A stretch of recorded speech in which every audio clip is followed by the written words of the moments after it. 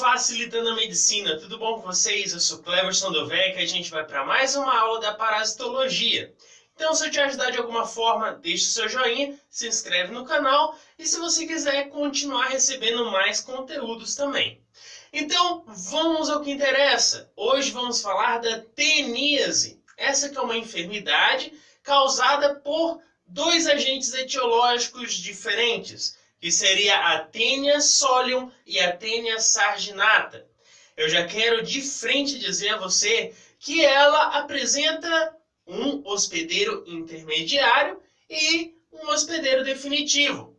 Porém, o hospedeiro intermediário ele vai variar segundo a tênia que estamos falando. Por exemplo, a Taenia solium ela tem como hospedeiro intermediário o porco, o suíno. E a Taenia sarginata tem como hospedeiro intermediário o boi, a vaca. Eu vou te dar um truque. Taenia sarginata. Nata lembra leite. Nata lembra leite. Então, vai ser referente à vaca, ao boi.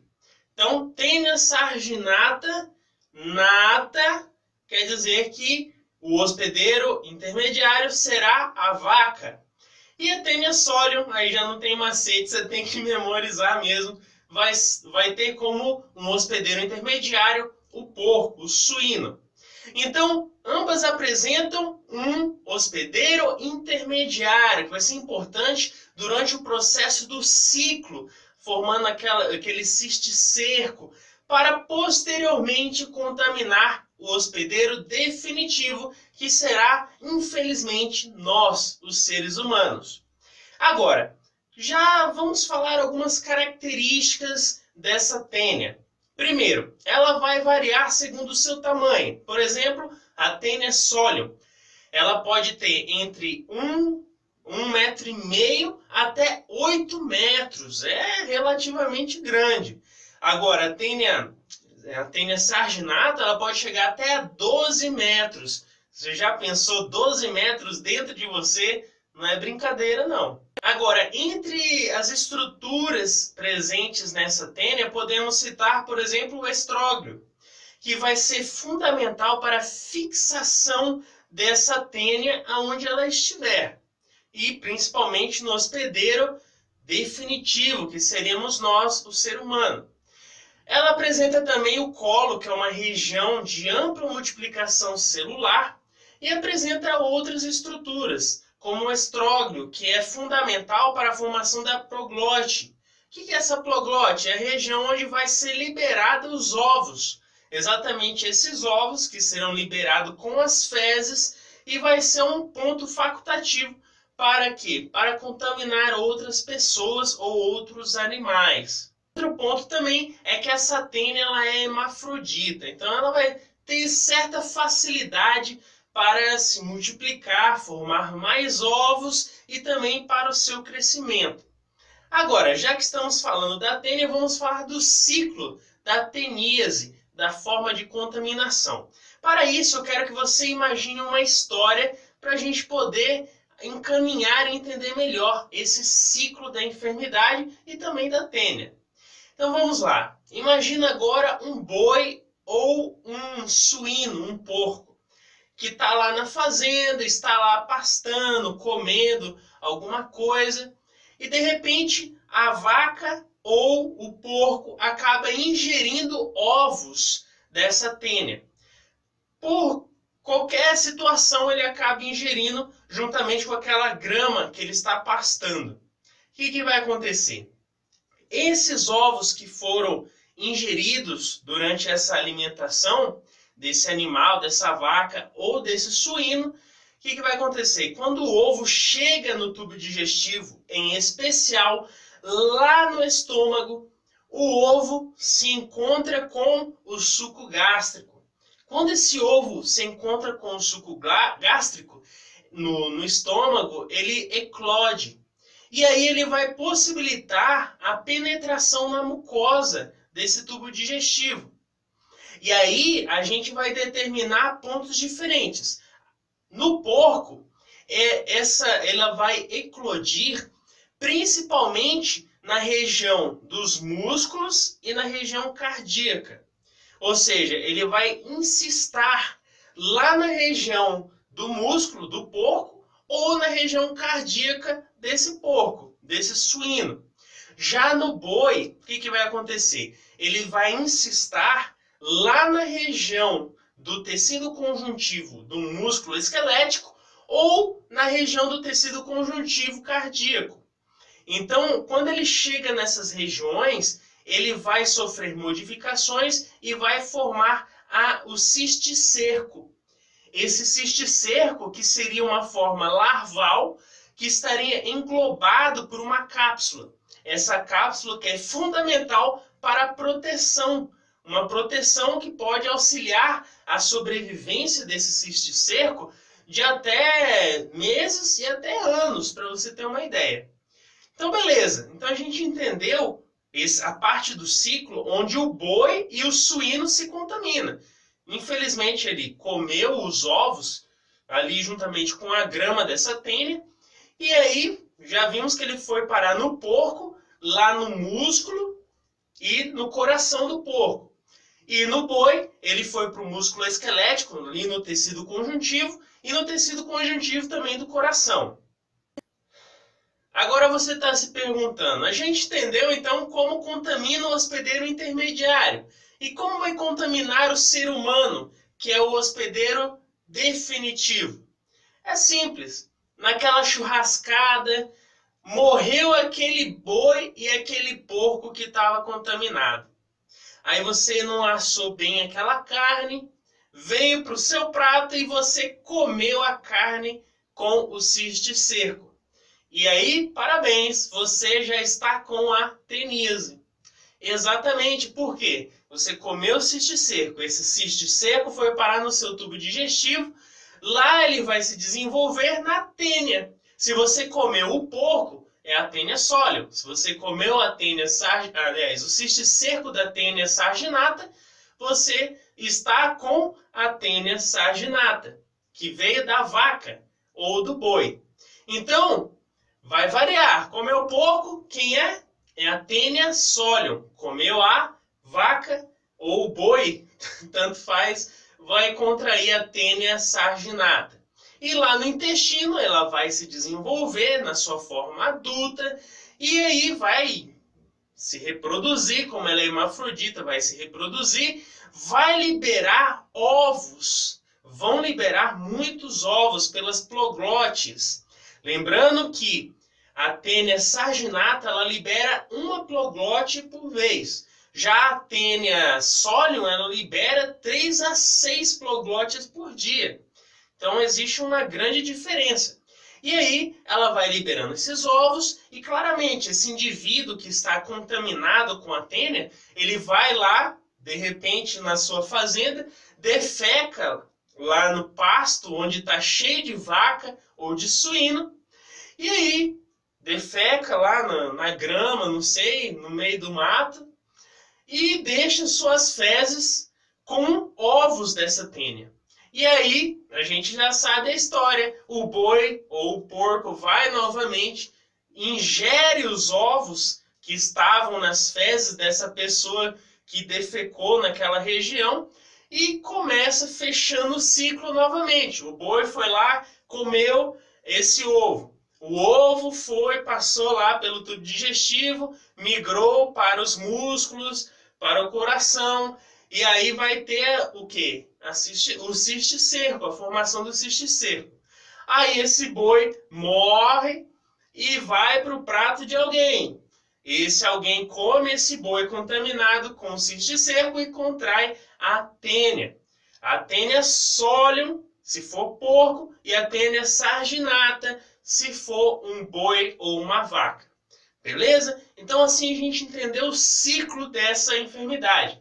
Agora, quais seriam as manifestações clínicas dessa tênia no ser humano? Basicamente, você já deve estar imaginando. Se a tênia fica ali na região do intestino, claramente, o primeiro sintoma que podemos falar é dor abdominal, fortes dores abdominais. Também pode estar seguida de diarreia ou até constipação. Olha só que contradição. Ela pode ter diarreia por alguma irritação intestinal, porque, claro, a tênia está ali ó, só causando problemas intestinais. Então, vai existir diarreia. Agora, constipação como? A pessoa pode ficar vários dias sem ir no banheiro como? Se ocorrer a formação de grande multiplicação de tênia ali, acaba obstruindo a passagem das fezes e a pessoa vai ter problemas de constipação, não vai defecar, não vai conseguir ir no banheiro. Agora, além das dores presentes nesse abdômen, a pessoa também vai ter fraqueza e emagrecimento. Por quê? Porque a gente tem que raciocinar. Se essa tênia está no intestino, ela vai estar competindo por nutrientes com essa pessoa. Ou seja, aquele alimento que a pessoa ingeriu vai estar passando no intestino, a gente sabe que é no intestino que absorve os nutrientes. Mas a tênia vai estar ali competindo, vai tentar comer os alimentos que essa pessoa ingeriu. Então a pessoa vai o quê? Emagrecer e vai perder peso. Outro ponto muito importante é que a grande presença de tênia na região intestinal pode levar a lesões intestinais, a lesão da mucosa e até formar úlceras, principalmente na região duodenal. Agora vamos falar um pouquinho das complicações. Por exemplo, a tênia saginata, ela libera muitos ovos. E esses ovos eles podem chegar a adentrar a região da apêndice. A apêndice que nós sabemos que, em caso de inflamação, forma a apendicite. E é exatamente isso que acontece. Esses ovos adentram a essa apêndice. E aí, o que vai acontecer? Vai ocorrer uma certa constipação juntamente, né? Que a gente já viu que a pessoa não vai no banheiro. E acaba formando ali uma inflamação na região da apêndice. E aí, só por forma cirúrgica, retirando a apêndice e tratando claramente para retirar essa tênia que está causando problema. Agora, isso é complicações referente à tênia saginata, que vai estar causando problemas na apêndice. E complicações referente à tênia solium, que é a do porco. Aí a coisa já é mais séria e a gente vai entender no próximo vídeo sobre a cisticercose. Mas já dando um pitaco para você, uma complicação da tênia solium é que ela também vai estar ali no intestino liberando ovos para ser eliminado nas fezes desse indivíduo. Agora, há ocasiões onde esses ovos podem voltar para a região do estômago. Como isso? Quando a pessoa vomita, quando ela está ali com algum problema no estômago, acaba vomitando muito. E aí o que pode acontecer? Alguns ovos da região intestinal podem voltar para a região do estômago, por alguma desgraça, obviamente.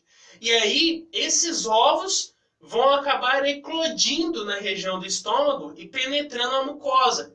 E vai acontecer no ser humano a mesma coisa que acontece no porco.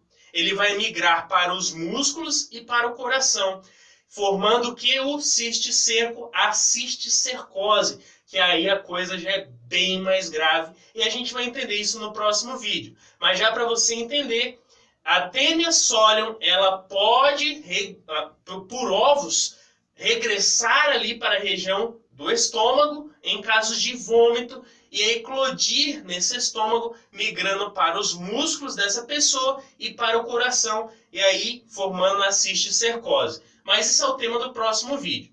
Então essas são as complicações que podem ocorrer. E o diagnóstico? Como fazer o diagnóstico da tênia? É fácil. É fazer o exame de fezes. Por quê? Porque é no exame de fezes que a gente vai ver se existe a presença ou não desses ovos ali. Então, eu posso ver se existe ovos da tênia saginata, da tênia solium, fazendo esse exame de fezes. Ou até mesmo por um adesivo que vai ser colocado na região perianal, onde ele vai captar a presença desses ovos, os ovos da tênia. O tratamento se pode utilizar mebendazol, micosamina e praziquantel. Existe ainda algumas pessoas que utilizam o meio natural, que seria a semente de abóbora triturada juntamente com mel, que também pode ser eficaz no tratamento dessas pessoas com teníase. Agora, antes de terminar o vídeo, eu quero ressaltar algumas diferenças da Taenia solium e a Taenia sarginata para você. Começando com a Taenia sarginata. Ela pode chegar de 1 a 12 metros. É relativamente grande. O seu hospedeiro intermediário vai ser quem? A vaca ou o boi. Lembrando que ela não tem rosto, apresenta 4 ventosas e também libera uma polglote por vez, que é ali onde vai liberar os ovos. Também devemos ressaltar que ela vai invadir que região do corpo do boi? A região do tecido conjuntivo do músculo esquelético e o tecido conjuntivo cardíaco. Agora, falando referente à Taenia solium. Primeiro, ela pode chegar de 1 a 8 metros, também é relativamente grande. Ela apresenta rosto, 4 ventosas e suas proglotes vão ser liberadas de 3 a 6 proglotes por dia, relacionada aos ovos liberados dessa Taenia. E aonde ela vai habitar no porco, já que o porco é o hospedeiro intermediário da Taenia solium. Ela vai habitar os músculos e também a região cardíaca. É bom a gente ter essa diferença relacionada entre a Taenia solium e a Taenia sarginata. Então, pessoal, com isso, fizemos um pequeno resumo da teníase. Se eu te ajudei de alguma forma, deixe seu joinha e se inscreve no canal. Valeu?